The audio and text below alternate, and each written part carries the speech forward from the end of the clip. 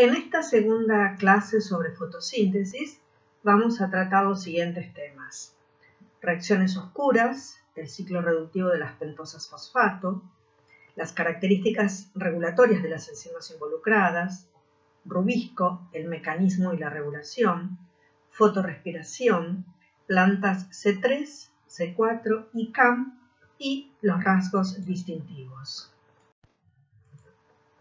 Vamos a comenzar con un resumen de las reacciones que llevan a la asimilación de dióxido de carbono en biomasa en las plantas. Estas vías anabólicas usan la energía química de ATP y NADPH sintetizados en la luz para proveer energía y poder reductor para la fijación de dióxido de carbono en moléculas pequeñas como las triosas fosfato, a partir de las cuales son sintetizados todos los componentes carbonados de la célula de la planta. Como todas las vías anabólicas, estas son vías reductivas más que oxidativas. Varias son las razones por las que las plantas deben ser especialmente versátiles en el manejo de los carbohidratos. Primero, porque las plantas son organismos autótrofos, capaces de convertir el carbono inorgánico, como el dióxido de carbono, en compuestos orgánicos. Segundo, la biosíntesis tiene lugar principalmente en los plástidos, que son organelas membranosas exclusivas de las plantas, y el movimiento de intermediarios entre los compartimientos celulares es un aspecto importante del metabolismo. Tercero, las plantas son inmóviles. Ellas no pueden moverse para encontrar las fuentes de agua, de luz o nutrientes. Ellas deben tener la suficiente flexibilidad metabólica para permitir adaptarse al medio cambiante en el lugar donde están establecidas. Y finalmente, las plantas tienen gruesas paredes celulares hechas de polisacáridos, los cuales deben ser ensamblados por fuera de la membrana plasmática y constituyen un porcentaje importante de todos los carbohidratos de la célula. Las plantas contienen en los cloroplastos una maquinaria enzimática única que cataliza la conversión del dióxido de carbono a compuestos orgánicos reducidos simples. Este proceso se llama asimilación del dióxido de carbono o fijación del dióxido de carbono o fijación de carbono, aunque aquí nos referiremos a la reacción específica de fijación de dióxido de carbono cuando éste es incorporado en una molécula orgánica de 3 carbonos, la triosa fosfato 3-fosfoglicerato.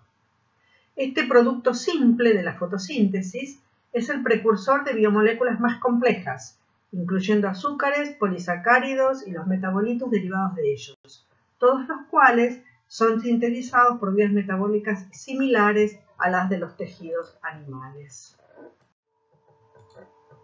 El dióxido de carbono es asimilado por una vía cíclica, en la cual sus intermediarios son permanentemente regenerados. Esta vía fue descubierta en 1950 por Melvin Calvin, Andrew Benson y James Paschen.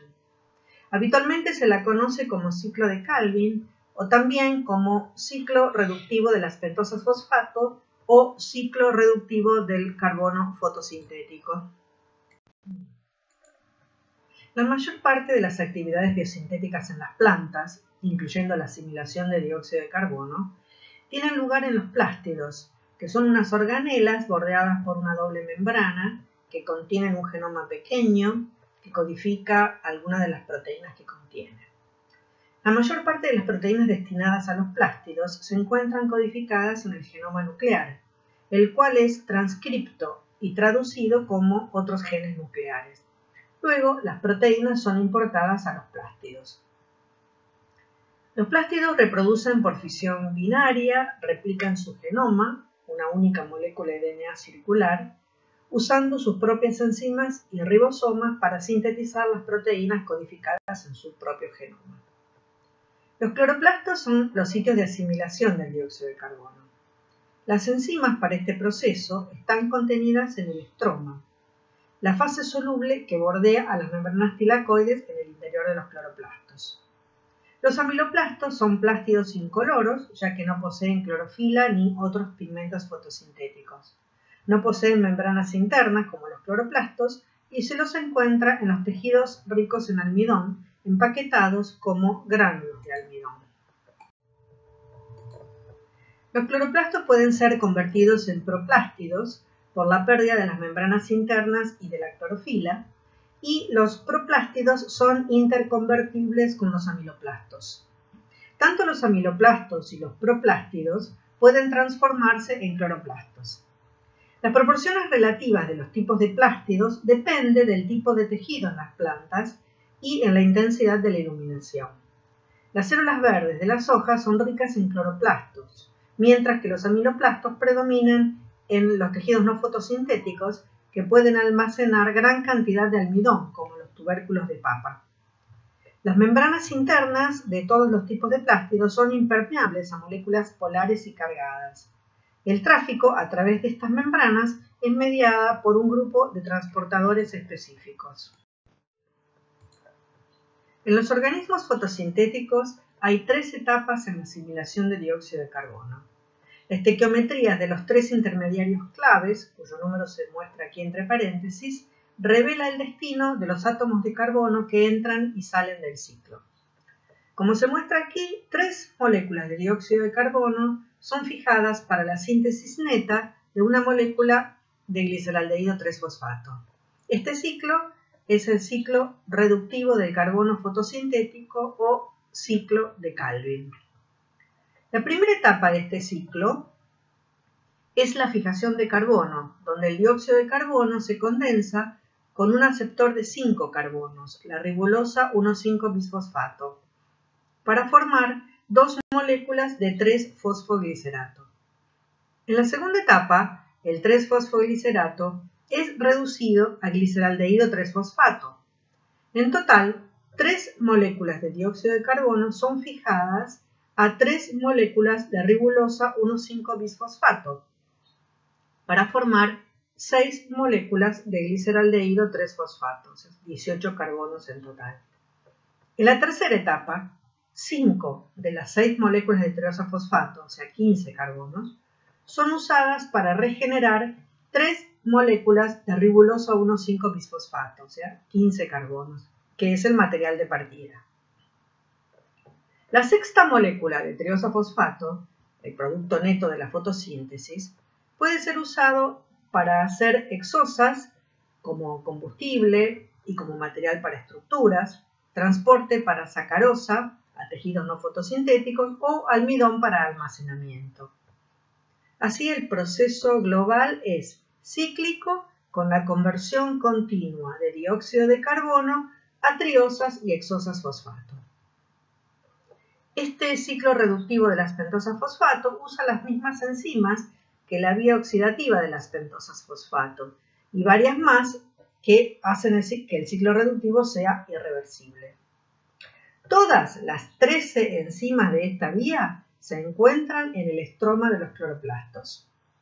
Las plantas en las cuales el primer intermediario producto de la fijación de dióxido de carbono es un compuesto de 3 carbono son llamadas plantas C3, en contraposición con las plantas C4 que describiremos posteriormente.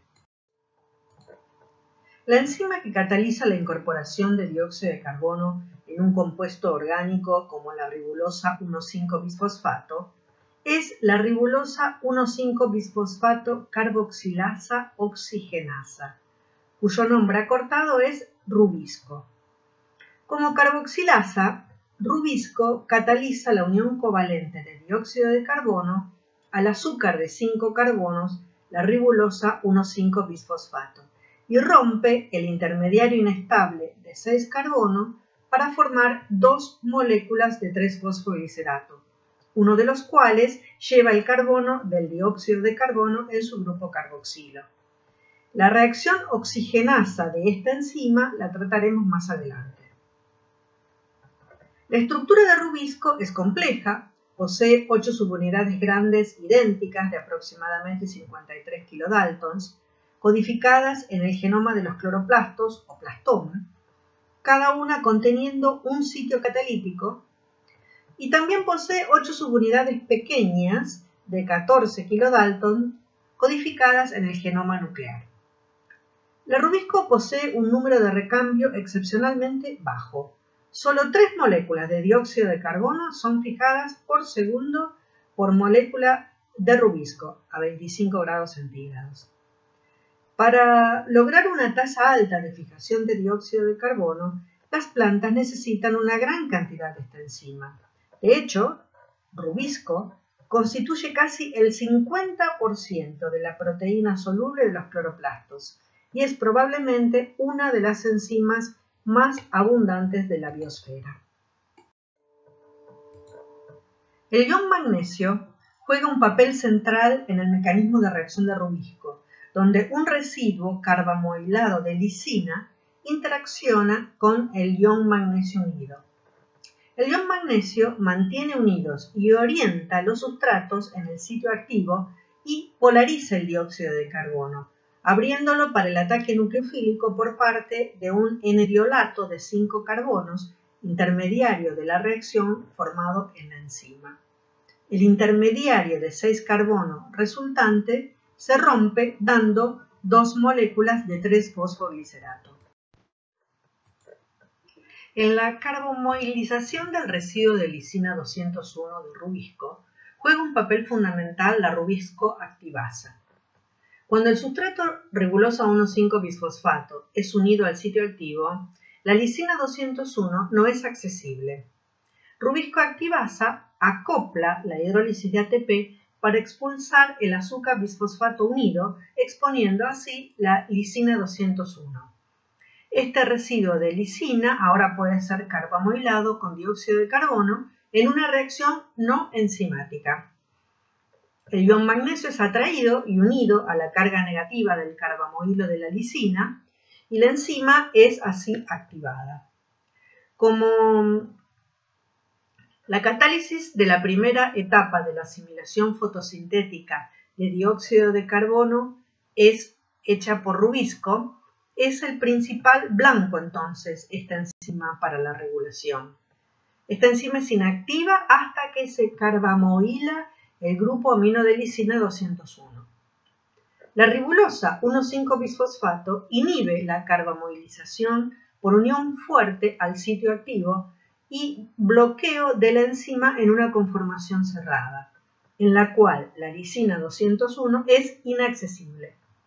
Rubisco activasa vence la inhibición promoviendo la liberación de ribulosa 1,5-bisfosfato dependiente de ATP, exponiendo el grupo amino de lisina a la carbamoilización no enzimática por dióxido de carbono, el cual es seguido por la unión de magnesio y el cual activa a rubisco. Ya que rubisco activasa en algunas especies es activada por luz a través de un mecanismo redox. Ahora pasamos a la actividad carboxilasa de rubisco, o sea, a la reacción de fijación de dióxido de carbono catalizada por rubisco.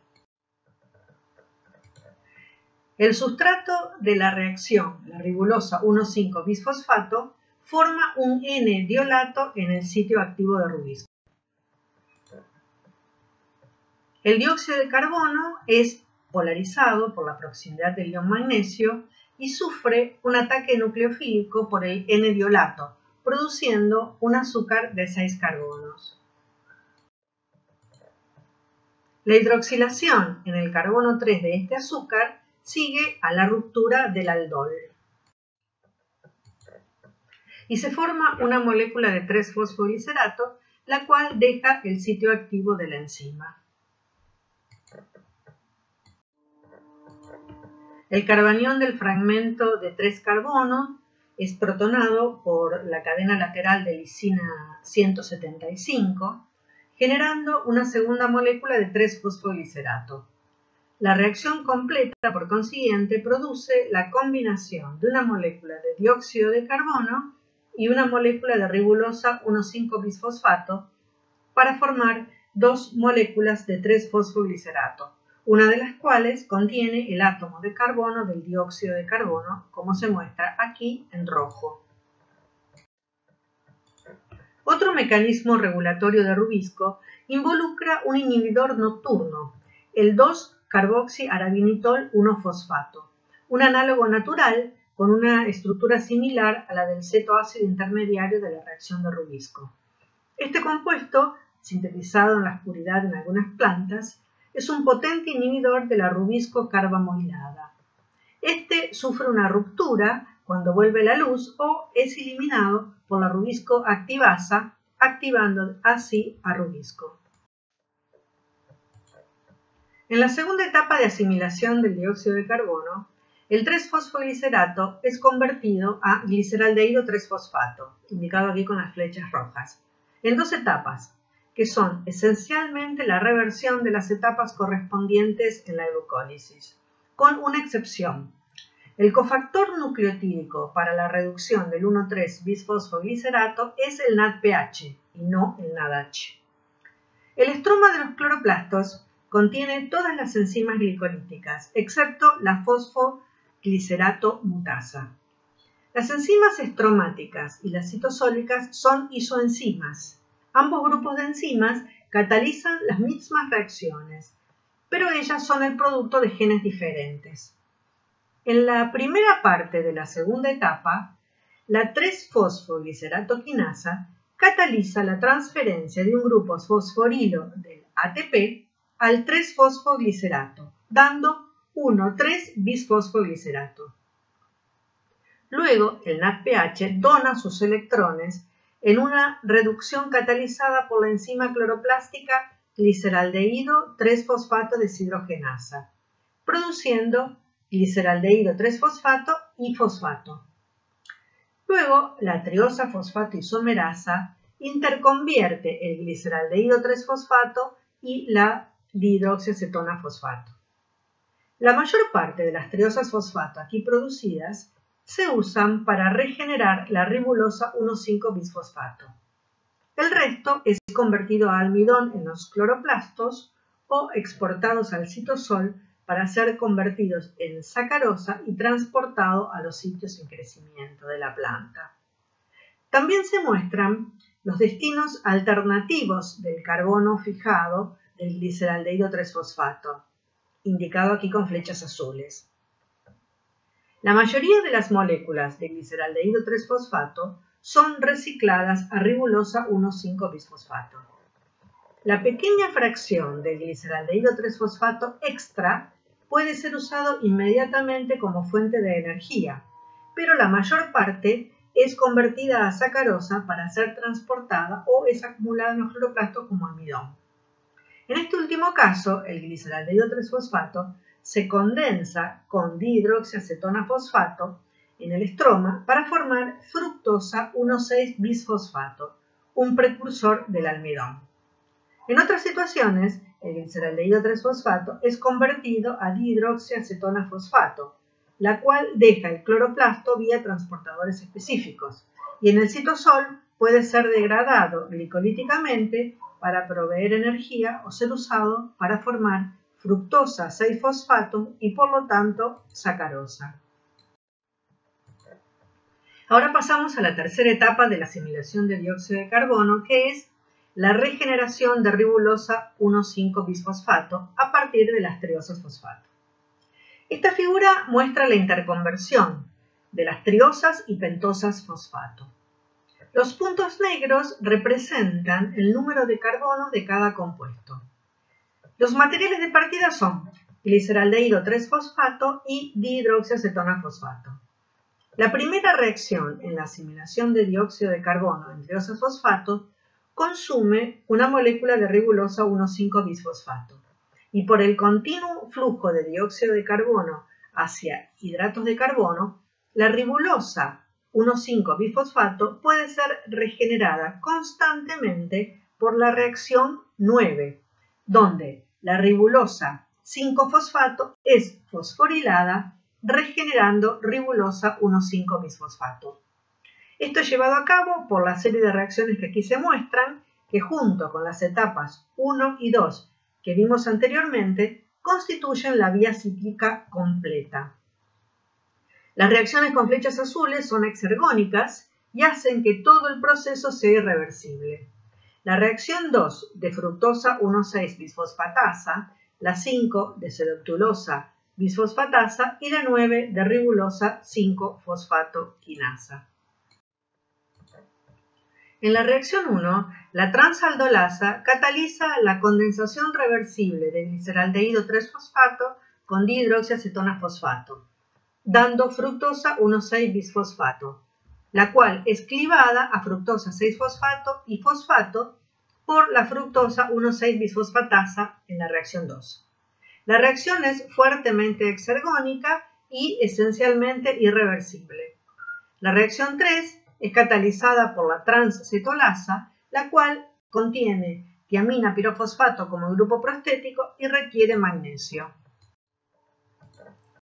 Las transcetolasas catalizan la transferencia reversible de un grupo cetol de 2 carbonos desde un donador de cetosa fosfato utilizando pirofosfato de tiamina o TPP del inglés como grupo prostético. Las transcetolasas catalizan la transferencia reversible de un grupo cetol de 2 carbonos desde un donador de cetosa fosfato, la fructosa 6-fosfato, a un aceptor aldosa fosfato, el gliceraldehído 3-fosfato, formando la pentosa cilulosa 5-fosfato y la tetrosa eritrosa 4-fosfato. En la reacción 4, la transaldolasa actúa otra vez combinando eritrosa 4-fosfato con dihidroxiacetona-fosfato para formar el compuesto de 7 carbonos, la cedooctulosa 1,7-bisfosfato. Las reacciones catalizadas por transaldolasa, la 1 y la 4, y transcetolasa, la 3 y la 6, producen pentosas fosfato que luego son convertidas a ribosa 1,5-bisfosfato. La ribosa 5-fosfato, mediante la ribosa 5-fosfato isomerasa, reacción 7, y la cilulosa 5-fosfato por la ribulosa 5-fosfato epimerasa, que es la reacción 8. Una enzima exclusiva de los plástidos, la cedooctulosa 1,7-bisfosfatasa, convierte el bisfosfato a cedooctulosa 7-fosfato, la reacción 5, y esta es la segunda reacción irreversible de esta vía. Luego la transcetolasa actúa otra vez, convirtiendo la cedooctulosa 7-fosfato y el gliceraldehído 3-fosfato en 2-pentosa-fosfato en la reacción 6. Aquí se muestra cómo la transcetolasa transfiere un grupo de 2 carbonos desde la cedooctulosa 7-fosfato al gliceraldehído 3-fosfato, produciendo 2-pentosas-fosfato. Este fragmento de 2 carbonos es temporalmente transportado por el cofactor de la transcetolasa, el pirofosfato de tiamina o TPP, y condensado con uno de 3 carbonos, el gliceraldehído 3-fosfato. El TPP sirve también como un portador de electrones para facilitar las reacciones. Para la regeneración de la ribulosa 1,5-bisfosfato, el material de partida para el ciclo de Calvin, es necesario que se produzcan 2 pentosas fosfato que necesitan la acción de una isomerasa y una epimerasa, y luego la fosforilación por una quinasa con ATP como dador de grupos fosfato. Las reacciones 7, 8 y 9. Las pentosas fosfato formadas en las reacciones de la transcetolasa, la ribosa 5-fosfato y la cilulosa 5-fosfato, son convertidas a ribulosa 5-fosfato, reacciones 7 y 8, la cual en la reacción final del ciclo es fosforilada a ribulosa 1,5-bisfosfato por la ribulosa 5-fosfato quinasa, reacción 9. Esta es la tercera reacción muy exergónica del ciclo, ya que un grupo fosfato del ATP es transferido como éster fosfato a la ribulosa 1,5-bisfosfato. Veamos la estequiometría de la asimilación de dióxido de carbono en el ciclo de Calvin. Aquí se muestra la estequiometría general de la vía desde el dióxido de carbono a triosafosfato, con la regeneración de ribulosa 1,5-bisfosfato. Por cada 3 moléculas de dióxido de carbono fijados, se produce una molécula de triosafosfato, el gliceraldehído 3-fosfato, y se consumen 9 moléculas de ATP y 6 de NADPH. El resultado neto de 3 vueltas del ciclo de Calvin es la conversión de 3 moléculas de dióxido de carbono y una molécula de fosfato a una molécula de triosa fosfato. 3 moléculas de ribulosa 1,5-bisfosfato, o sea un total de 15 carbonos, se condensan con 3 moléculas de dióxido de carbono, 3 carbonos, para formar 6 moléculas de 3-fosfoglicerato, o sea 18 carbonos.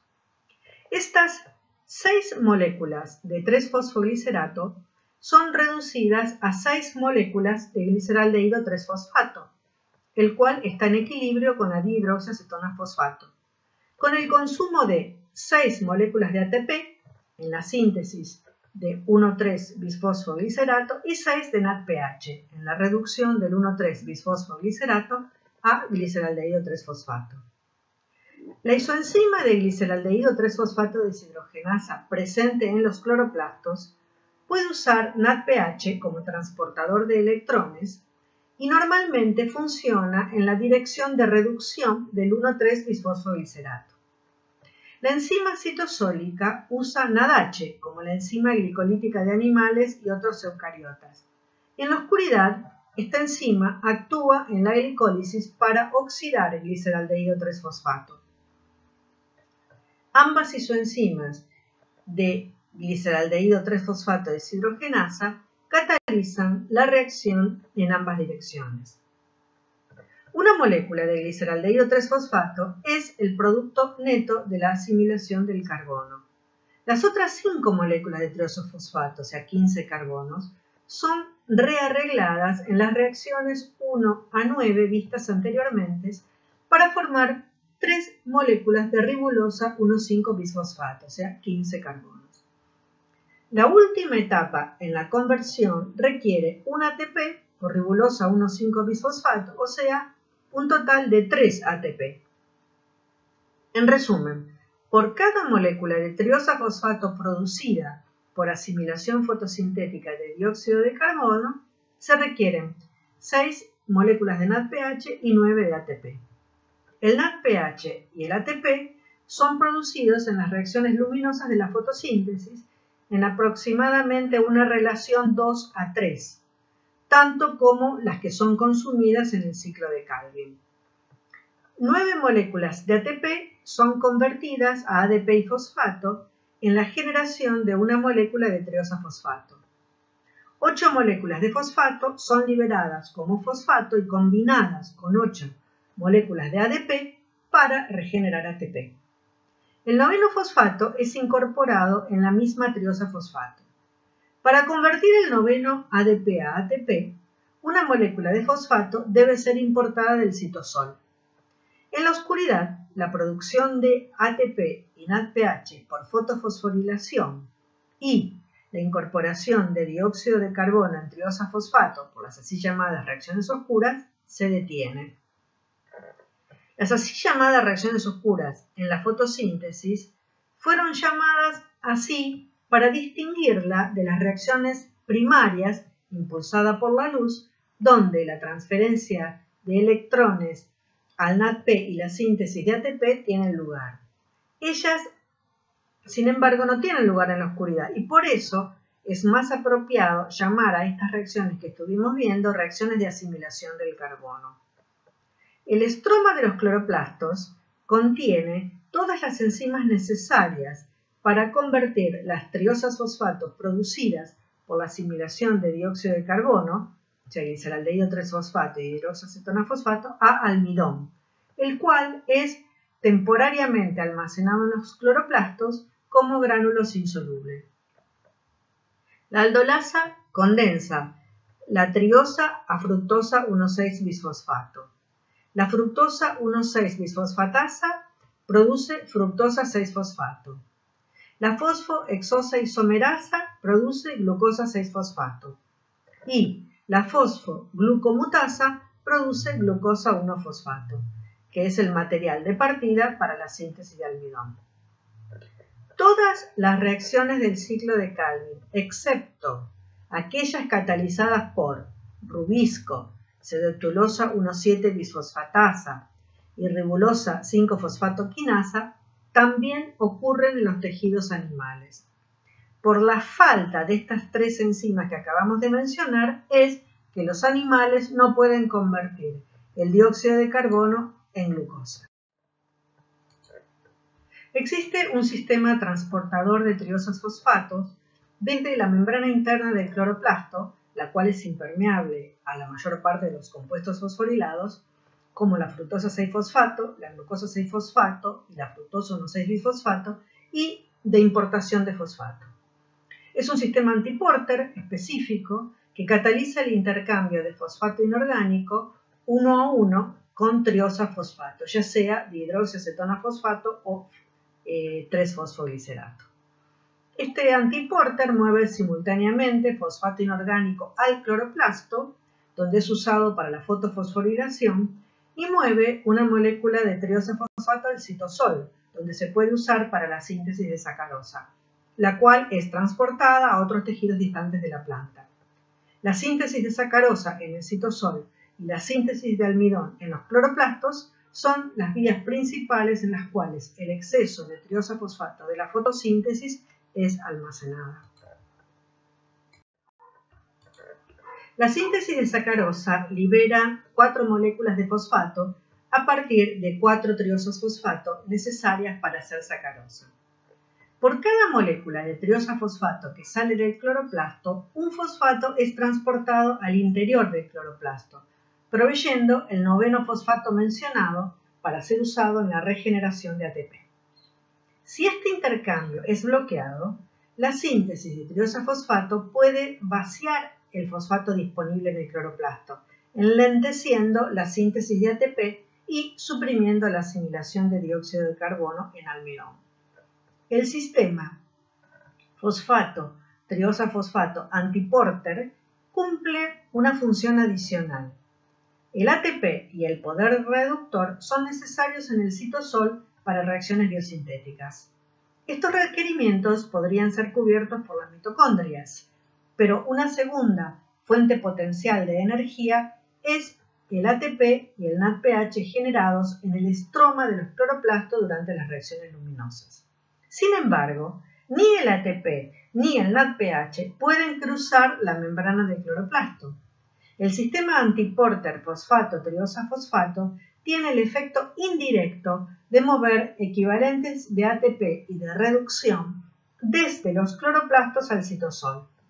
La dihidroxiacetona-fosfato formada en el estroma es transportada al citosol, donde es convertida por las enzimas glucolíticas a 3-fosfoglicerato, generando ATP y NADH. El 3-fosfoglicerato reentra al cloroplasto, completando el ciclo. Como vimos, el ATP y NADPH producido por las reacciones luminosas son sustratos esenciales para la reducción del dióxido de carbono.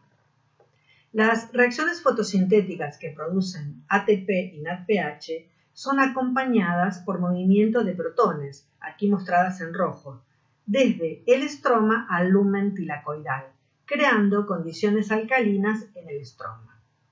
El transporte de protones inducidos por la luz a través de las membranas tilacoides también aumenta el pH del estroma de 7 a 8, y esto es acompañado por un flujo de iones magnesios desde las tilacoides al estroma, aumentando la concentración de magnesio de 1,3 milimolar a 3 o 6 milimolar.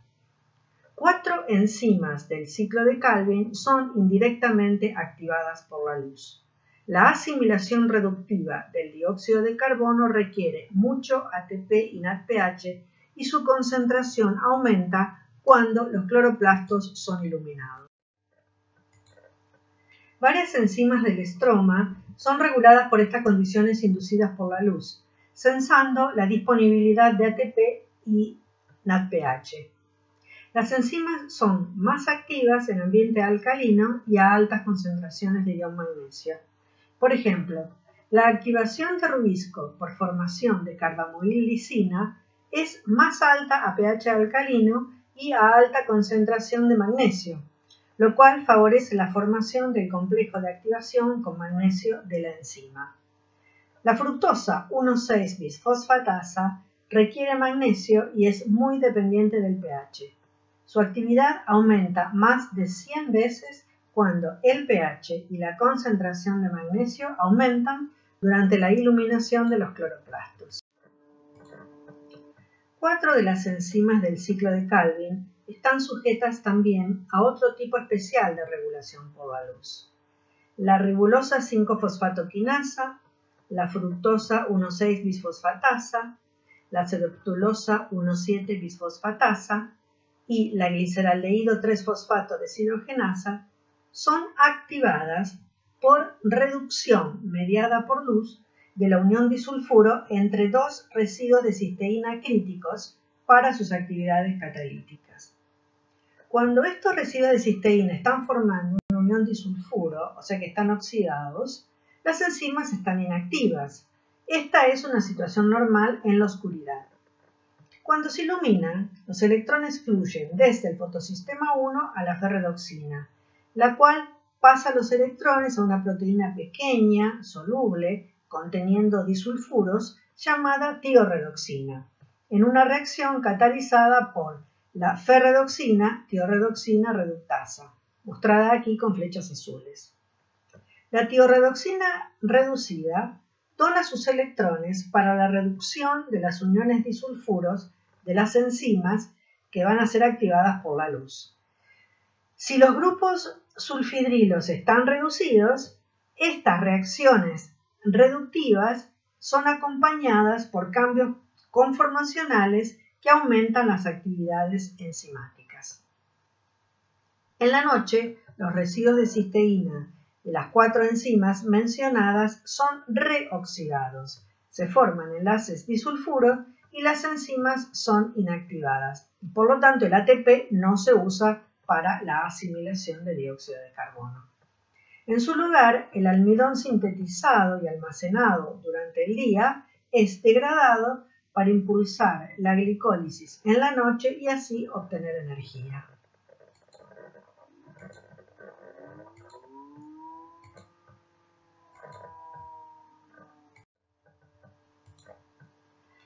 Ahora vamos a ver la otra actividad de Rubisco, la actividad oxigenasa. Esta enzima puede incorporar oxígeno en vez de dióxido de carbono en la molécula de ribulosa 1,5-bisfosfato. El intermediario inestable aquí formado se fragmenta en 2-fosfoglicolato y 3-fosfoglicerato, el cual reentra en el ciclo de Calvin. En la primera clase vimos que las células fotosintéticas producen oxígeno por escisión de la molécula de agua durante las reacciones luminosas y usan dióxido de carbono durante la luz en el proceso que acabamos de ver, de manera que el intercambio gaseoso durante la fotosíntesis es el ingreso de dióxido de carbono y la liberación de oxígeno. En la oscuridad, las plantas también poseen respiración mitocondrial, la oxidación de sustratos a dióxido de carbono y la conversión de oxígeno a agua. Y hay otro proceso en las plantas que, como la respiración mitocondrial, consume oxígeno y produce dióxido de carbono, y como la fotosíntesis, es impulsada por la luz. Este proceso se llama fotorrespiración. Es un proceso costoso que resulta de la pérdida de especificidad de la enzima Rubisco. La fotorrespiración resulta de la actividad oxigenasa de Rubisco, ya que Rubisco no es absolutamente específica para el dióxido de carbono. El oxígeno molecular compite con el dióxido de carbono en el sitio activo y aproximadamente 1 de cada 3 o 4 recambios de Rubisco cataliza la condensación del oxígeno con ribulosa 1,5-bisfosfato para formar 3-fosfoglicerato y 2-fosfoglicolato, un producto metabólicamente inútil. La reacción con oxígeno resulta en la no fijación del carbono y una necesidad de la célula para salvar los carbonos del 2-fosfoglicolato lo cual consume cantidades significativas de energía celular y libera parte del dióxido de carbono previamente fijado. Dado que la reacción con oxígeno es deletérea al organismo, surge la pregunta de por qué la evolución de Rubisco produce un sitio activo incapaz de discriminar bien entre dióxido de carbono y oxígeno. Tal vez la evolución de Rubisco ocurrió antes de que la producción de oxígeno por los organismos fotosintéticos empezaron a aumentar el contenido de oxígeno de la atmósfera. Antes de eso no había presión selectiva para Rubisco a discriminar entre dióxido de carbono y oxígeno. La km para dióxido de carbono es 9 molar, mientras que para oxígeno es 350 molar.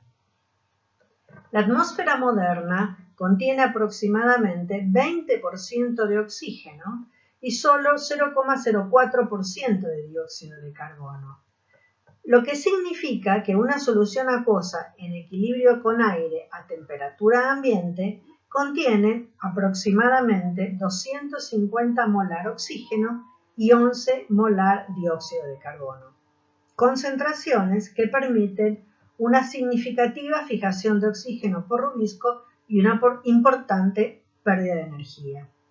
La dependencia de la temperatura de la solubilidad de oxígeno y dióxido de carbono es tal que a temperaturas más altas la relación de oxígeno a dióxido de carbono en solución aumenta. Además, la afinidad de Rubisco por dióxido de carbono disminuye con el aumento de la temperatura, exacerbando su tendencia a catalizar la reacción oxigenasa. Y como el dióxido de carbono es consumido en la reacción de asimilación, la tasa de oxígeno a dióxido de carbono en el espacio aéreo de una hoja aumenta, favoreciendo aún más la reacción oxigenasa. La fotorrespiración o vía del glicolato involucra 3 compartimientos celulares. El glicolato, formado por desfosforilación del 2-fosfoglicolato en los cloroplastos, es oxidado a glioxilato en los peroxisomas y luego transaminado a glicina. En las mitocondrias, 2 moléculas de glicina se condensan para formar serina y se libera dióxido de carbono. Esta reacción es catalizada por la helicina decarboxilasa, una enzima presente en grandes cantidades en las mitocondrias de las plantas C3. La serina es convertida a hidroxipiruvato y luego a glicerato en los peroxisomas. El glicerato reentra en los cloroplastos para ser fosforilado e incorporado en el ciclo de Calvin. El oxígeno es consumido en 2 etapas, marcadas en azul en la figura, durante la fotorrespiración.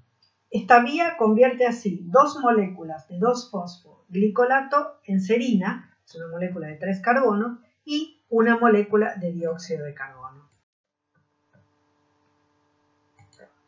Como ya dijimos, en los cloroplastos una fosfatasa convierte el 2-fosfoglicolato en glicolato, el cual es exportado a los peroxisomas.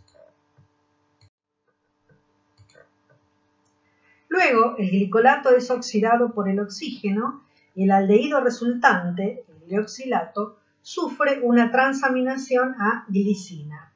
El peróxido de hidrógeno formado como un producto secundario de la oxidación del glicolato es eliminado por peroxidasa en los peroxisomas. La glicina pasa de los peroxisomas a la matriz mitocondrial, donde sufre una decarboxilación oxidativa por el complejo de la glicina decarboxilasa, una enzima similar en estructura y mecanismo a los 2 complejos mitocondriales de la piruvato deshidrogenasa y de la alfa-cetoglutarato deshidrogenasa. El complejo de la glicina decarboxilasa oxida glicina a dióxido de carbono y amoníaco con la concomitante reducción del NAD a NADH y la transferencia de los carbonos remanentes de la glicina al cofactor tetrahidrofolato. La unidad monocarbonada transportada en el tetrahidrofolato es luego transferida a una segunda glicina por la serin-hidroximetiltransferasa, produciendo serina. La reacción neta catalizada por el complejo de la glicina-carboxilasa y la serina-hidroximetiltransferasa es la siguiente. 2 moléculas de glicina más una molécula de NAD más 2 moléculas de agua nos dan una molécula de serina más una molécula de dióxido de carbono más una molécula de amoníaco más una de NADH más un protón.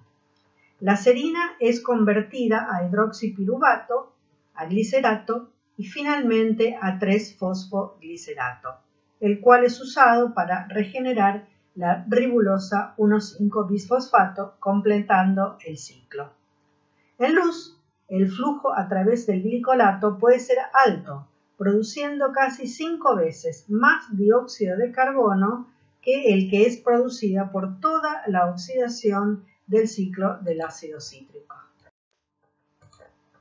En muchas plantas que crecen en los trópicos y en las zonas templadas pero nativas del trópico, como el maíz, la caña de azúcar y el sorgo, han evolucionado para eliminar el problema de la fotorrespiración.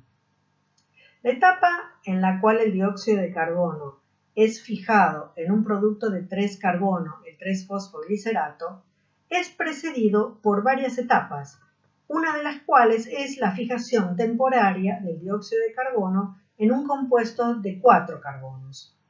Las plantas que usan este proceso se las conoce como plantas C4 y el proceso de asimilación como metabolismo C4. Las plantas C4, las cuales típicamente crecen a altas intensidades de luz y temperatura, poseen varias características importantes. Poseen altas tasas de fotosíntesis, altas tasas de crecimiento, bajas tasas de fotorrespiración, bajas tasas de pérdida de agua y una estructura foliar especializada.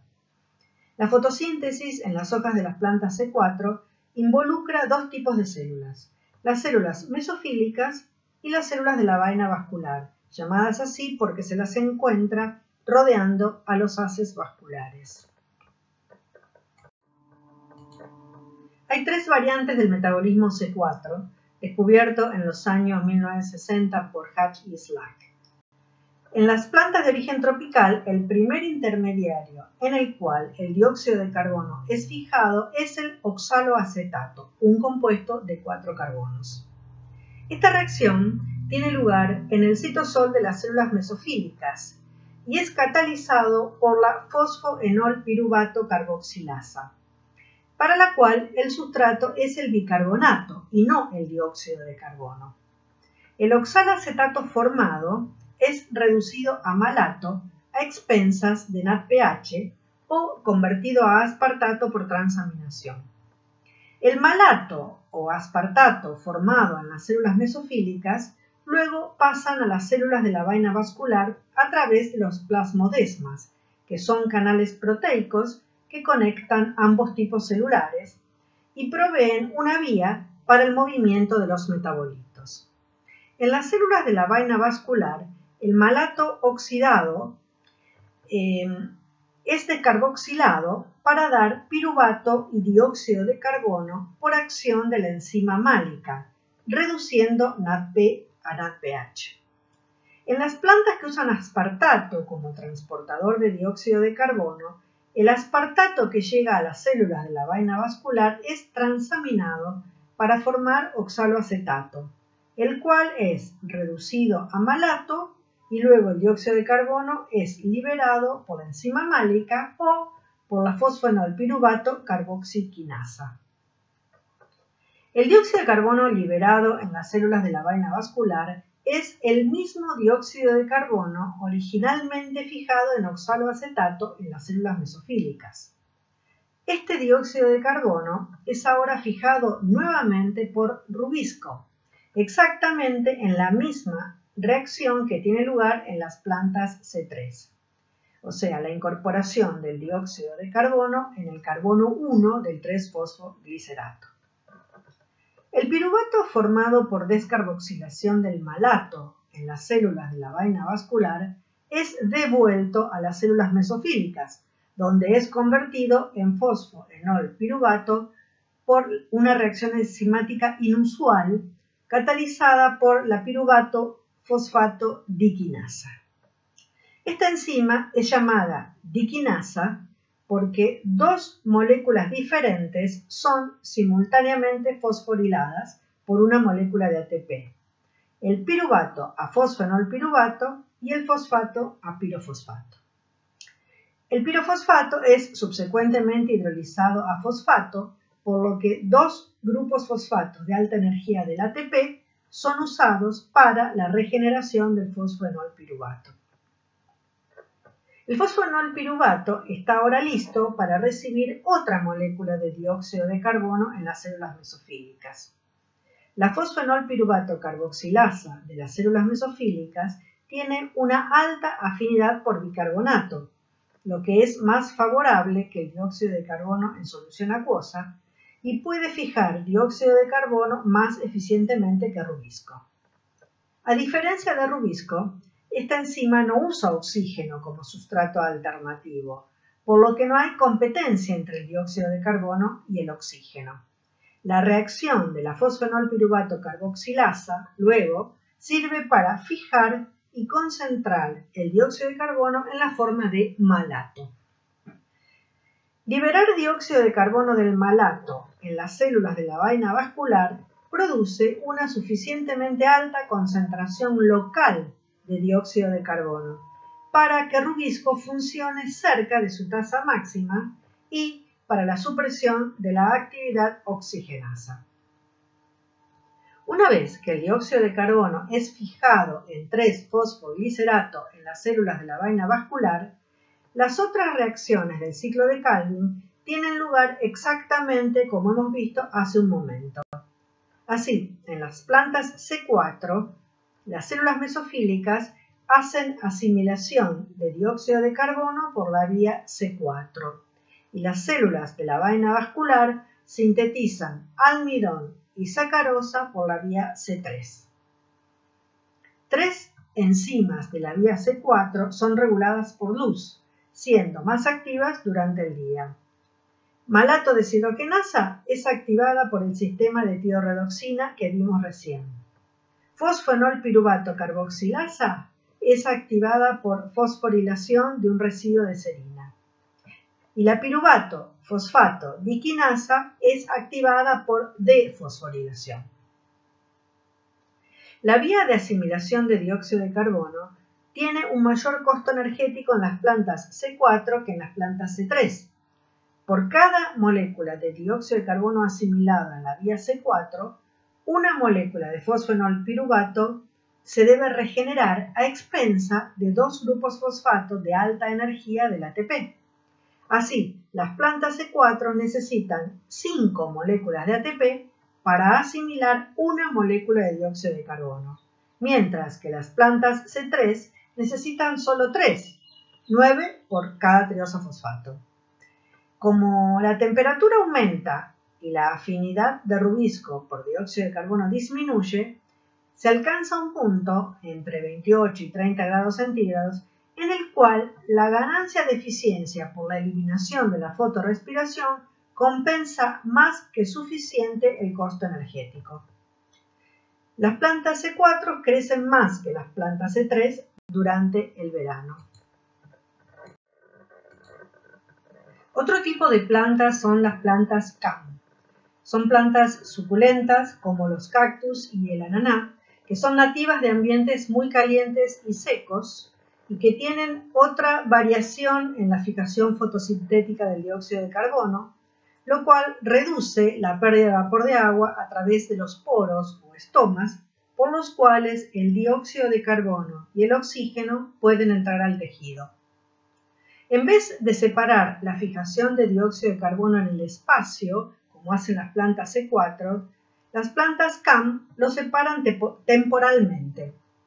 Estas plantas CAM son el resultado de las modificaciones evolutivas donde el dióxido de carbono es fijado en dos etapas separadas temporalmente, más que físicamente, como dijimos recién. Durante la noche, cuando el aire es más fresco y húmedo, la apertura de los estomas permite la difusión del dióxido de carbono, que es fijado como bicarbonato por la anhidrasa carbónica y es tomado por la fosfenolpiruvato carboxilasa, que lo fija a oxaloacetato, el cual es reducido a malato. Ambos son ácidos C4, que se acumulan en las vacuolas vía una bomba de membrana ATP dependiente. De este modo se protegen las enzimas citosólicas y plastídicas del bajo pH producido por la disociación del ácido málico. Durante el día, los estomas se cierran, así se previene la pérdida de agua, y el dióxido de carbono, atrapado en la noche como malato, es liberado por la enzima málica NADP dependiente. El dióxido de carbono liberado, que alcanza concentraciones internas muy altas, es fijado en los cloroplastos por rubisco para incorporarlo al ciclo de Calvin-Benson. Este mecanismo de fijación de dióxido de carbono fue descubierto en una planta de la familia de las crasuláceas. Por eso se llama metabolismo ácido de las crasuláceas o CAM del inglés. Para concluir esta clase, podemos decir que, más que adaptaciones en la eficiencia de los mecanismos de fijación de dióxido de carbono por rubisco o en el metabolismo posterior de las triosas fosfato hacia lípidos, proteínas, etc., las plantas C4 y las CAM presentan adaptaciones específicas para ambientes en donde la pérdida de agua acoplada a la ganancia de dióxido de carbono puede comprometer la capacidad de crecimiento y reproducción o incluso la supervivencia de la planta.